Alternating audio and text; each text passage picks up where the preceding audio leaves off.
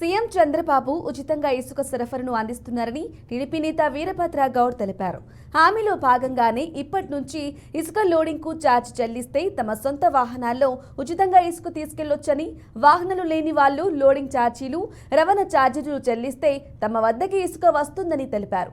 గత ప్రభుత్వంలో 50,000 కోట్ల రూపాయల ఇసుక అక్రమ రవాణా జరిగిందని ఆరోపించారు.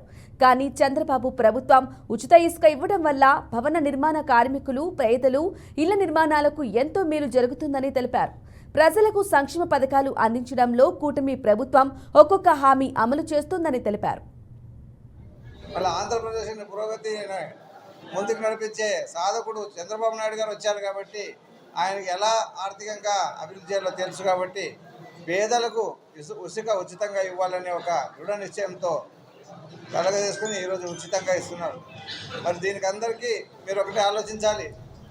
ఆంధ్రప్రదేశ్లో ఆర్థికంగా గతంలో ఎన్నో కోట్లు అప్పు చేసిపోయినా కూడా ఈరోజు ఇసుక కూడా మళ్ళీ ఉచితంగా ఇస్తున్నామంటే